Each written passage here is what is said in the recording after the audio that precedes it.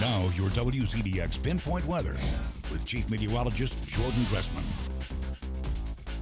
A little bit of sunshine through the afternoon, but overall it was another mostly cloudy or in many cases overcast day. We're going to hold on to those overcast skies as we head into the overnight, and that's really going to prevent our temperatures from falling off. Many of us are only going to bottom out in the mid and upper 60s. I've got a low right around 67 degrees. It also looks like the rain is eventually going to move into the Tennessee Valley. Some of us are actually talking about a couple of isolated showers right now. More on that in just a second. Rain is going to be likely through a good majority of the morning commute, so be prepared for that when you head out the door to work and school in the morning. It does look like we are going to get a brief break in the afternoon before another round of showers and some gusty winds move into the Tennessee Valley once we get to Wednesday afternoon through the evening, the overnight, and even into Thursday morning. Like I said, some of us are talking about a couple of isolated showers right now. Pinpoint Viper is picking up on some isolated to widely scattered showers across North Alabama, different portions of southern Middle Tennessee. Some more widespread activity sitting across central Alabama, central Mississippi, and then we're talking about some scattered showers back into Louisiana. This activity is actually not associated with Tropical Storm Zeta. This is associated with a boundary that's going to continue to lift north through the overnight. Again, bringing a pretty healthy opportunity for widespread showers, maybe a couple of embedded thunderstorms to the Tennessee Valley once we hit the morning commute. Again, just something to plan for when you head out the door to work, get the kids on the school bus. But like I said, looks like we get a brief break in the afternoon, a little bit of dry time before more widespread shower activity moves into the Tennessee Valley.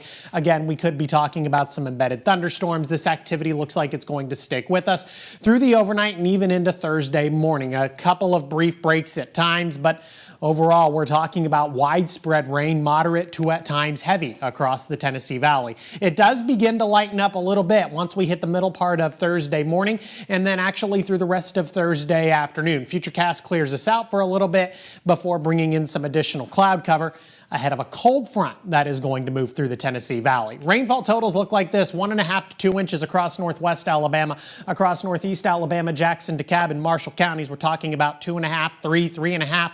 Locally across northeast Alabama, I think we're talking about 4 inches of rain. But because we've been so dry lately, a flooding issue is not going to be that big of a concern. So here's Zeta, still sitting as a tropical storm with sustained winds of 70 miles per hour. It does look like Zeta is going to strengthen back into a Category 1 hurricane. Latest run of the model actually speeding it up a little bit, making landfall along the Louisiana coast late Wednesday afternoon or Wednesday evening.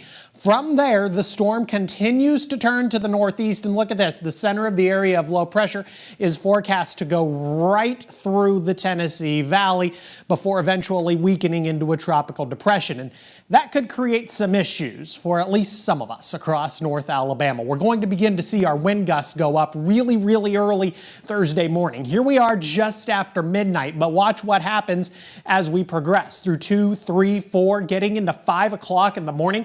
Look at some of these forecast wind gusts across Jackson, DeKalb, and Marshall counties. Some runs of the model, 60 or even 70 mile per hour wind gusts. That could definitely do some wind damage and could actually knock out the power for a prolonged period of time. So just make sure you're prepared for that. It does look like those wind gusts are going to back off as we get into the later part of the morning. Hurricane warnings and tropical storm warnings are in effect for much of the Gulf Coast, but consider this: with the opportunity for the gusty winds, tropical storm watches in effect all the way across northwest Georgia and then back into portions of central Alabama. That includes Birmingham and Montgomery. Have a good look at the next 7 days. Remember, I mentioned that cold front. I've only got a high of 59 degrees on Friday.